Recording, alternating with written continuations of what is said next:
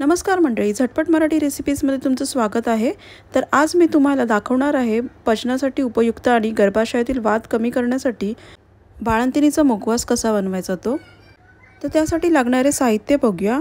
इथे मी 150 ग्रॅम ओवा, 50 ग्रॅम खारीक, 50 ग्रॅम गूळ, आवडीनुसार मनुके 10 ते 12 बदाम, 10 ते 12 काजू आणि 100 ग्रॅम लसूण, 1 वाटी खोबरं किसून घेतलेलं आहे आणि 2 मोठे चमचे तूप घेतलेलं आहे।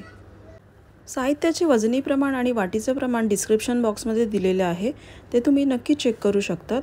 सर्वप्रथम ओवा मंद आचेवर भाजून घ्यायचा। 4 ते 5 मिनिटं असा मंद आचेवर व्यवस्थित भाजून घेतलेला आहे। अशा प्रकारे तडतड करायला लागला की साईडला काढून घ्यायचा। त्याच कढईमध्ये खोबरंही भाजून घ्यायचं मंद आचेवर सोनेरी होईपर्यंत।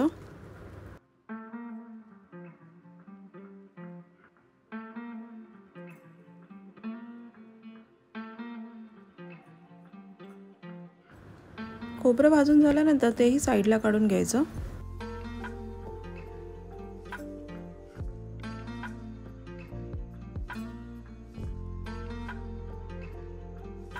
त्याच कढईमध्ये 2 मोठे चमचे तूप घालून घ्यायचं आणि त्याच्यामध्ये मंद आचेवर मनुके, काजू, बदाम कोणत्याही प्रकारचे तुमच्या आवडीनुसार ड्रायफ्रूट्स तुम्ही वापरू शकता, ते थोडेसे असे परतवून घ्यायचं। त्याचा कच्चापणा गेल्यानंतर त्याच्यामध्ये लसूण टाकून घ्यायचं आणि 2 मिनिटं परतवायचं।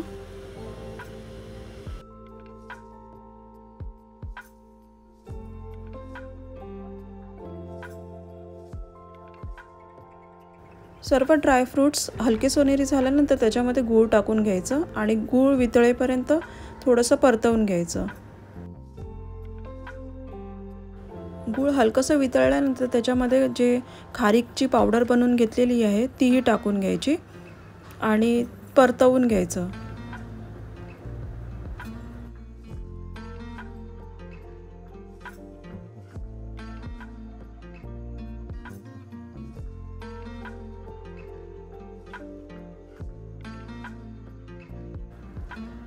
त्याच्यानंतर जे आपण भाजून घेतलेले ओवा आणि खोबरं ते त्याच्यामध्ये मिक्स करून गॅस बंद करून टाकायचं।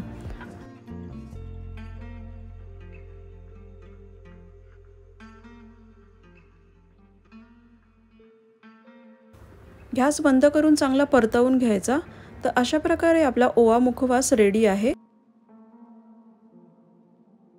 थंड झाल्यानंतर हवाबंद डब्यामध्ये भरून 15 ते 20 दिवस हा मुखवास टिकू शकतो। तर अशा प्रकारे बाळंतिणीसाठीच नव्हे तर कोणीही हा मुखवास खाऊ शकतो।